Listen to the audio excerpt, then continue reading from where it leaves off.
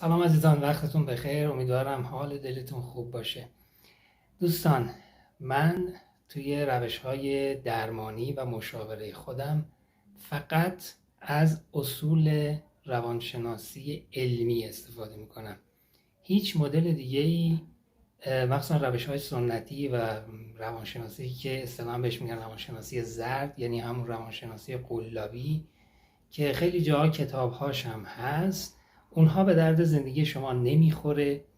و اینکه مثلا بعضیا به من میگن که شما به عنوان برادر بزرگتر، به عنوان پدر، به عنوان دوست صمیمی به ما یه کمک بکنید، همونجاست که کار خراب میشه. اجازه بدید من به عنوان همون روانشناس صرفاً این کار رو انجام بدم براتون، چون که از اصول علمی، همون اصولی که توی کتاب‌های روانشناسی دانشگاهی هست و مقالات علمی خیلی معتبری بر اون اساس نوشته شده، که خب حالا بعضیا میگن این چیزا فقط توی کتاب هست، اما نه، هم چیزی نیست. اون چیزایی که توی کتاب ها و توی مقالات علمی روانشناسی هست بر اساس مطالعه روی هزاران نفر انسان طراحی شده و نوشته شده، که همون انسان‌های معمولی هستن که مثل شما در واقع دارن زندگی میکنن و روشون تحقیق شده و بر اساس اونها اصول علمی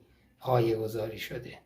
و حالا بعضیا میگن خب علم هم یه سری نواقصی داره، پس ما بیایم از تجاربمون استفاده بکنیم. این بسیار خطرناک هست. علم هر چقدر هم نقص داشته باشه، به این دلیل که گفتم بر اساس تحقیقات بسیار گسترده‌ای پایه‌گذاری شده، یک سر و یک گردن هنوز بالاتر از هر نوع روش دیگر و بالاتر از تجربه هست.